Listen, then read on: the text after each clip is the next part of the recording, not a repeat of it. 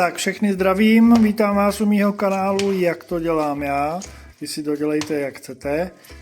A v prvním díle se podíváme, jak připravu fermentovaný partikl.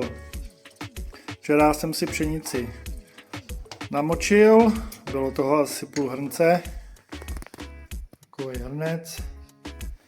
A víme, že za těch 24 hodin pšenice pěkně nasála vodu, je jí mnohem víc, takže teď po tom dnu namočení si to dáme uvařit.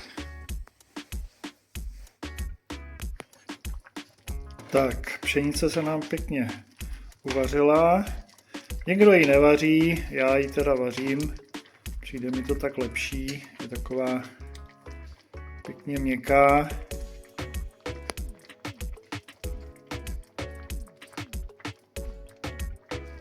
No, to pěkně zmáčknout. Zvětší taky svůj objem, tím pádem toho máme víc. Před vařením jsem tam dal žíci soli, žíci cukru, potom přijde ještě cukr a jedna tajná ingredience při samotné fermentaci. Vařil jsem tu pšenici asi půl hoďky, teď to nechám zakrytý dojít. Ona ještě dojde a dáme si ji do soudku. Budeme potom pokračovat kukuřicí a řepkou. Tak a máme tady tu vychládlou pšenici už, pěkně to natáhlo vodu, zvětšilo to objem a hodíme si to do soudku.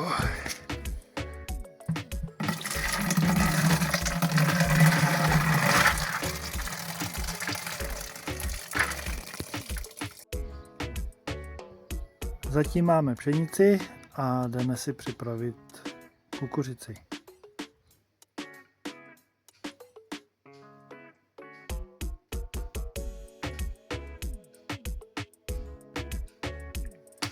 Kukuřici necháme zase tak těch 24 hodin minimálně.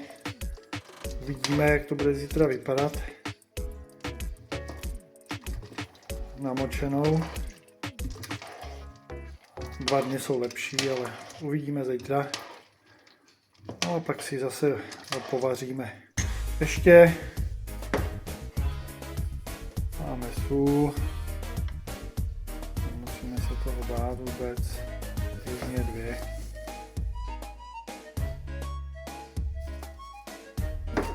Cukr trochu. Tak, má chuť. Říkám, pak budeme ještě přidávat, až to bude všechno všude. Zatím tu pšenici, jak jsme ji tam dali, tak necháme jak je. Až tam bude všechno, tak pak s tím budeme dělat nějaký kouzla. Tak tu máme kukuřici po 24 hodinách. Myslím, že to zapnu a povaříme. Pak dám vědět, jak dlouho jsem to vařil. No a máme uvařenou kukuřici. Vařil jsem ji asi 1,5 hodiny. No, pěkně. Jo. Nadmáčknutí, měkká, to je ideální stav. 1,5 hodiny, během vaření jsem několikrát dolil vodu, protože něco se vyvaří, tak kukuřice si ještě něco natáhne. Jo, je vidět, že toho máme skoro jednou tolik, než to bylo za té suché. Takže teď to vypnu, nechám dojít. Naliju zase do soudku a příště zase řepka. Mám tu zase řepku, dal jsem si ji vodou, nechám ji do zítra namočit, zítra ji lehce převařím, už není potřeba to vařit nějak hodinu, ale nechám to přejít varem. Ona pěkně pustí takovou tu olejnatou bázi. Přidáme to pak tu pšenici a tu kukuřici. Takže řepka se nám pěkně namočila, je jí určitě aspoň jednou tolik. Je vidět, jak to pěkně opustilo tu šťávu. Takže teď si to lehce převaříme, jenom aby to došlo do varu, pak to vypnu, stáhnu, nechám ustát a naliju to k té pšenici a kukuřici společně do soudku a pak to založíme na fermentaci. Tak, takhle nám vypadá všechny 3 ingredience pohromadě. Pšenice uvařená, kukuřice uvařená, řepka. A teď přidáme tam cukr od voka, já už jsem tam nějaký dal, ale vůbec není třeba šetřit. A teď to hlavní, a to je pivo. Klidně si tam můžete dát, jaký chcete, 10, 11, 12. Já tady mám nějakou načatou z petky, nebudu ukazovat značku. Pěkně to tam nalijeme, ať to má ten správný říz. Tak.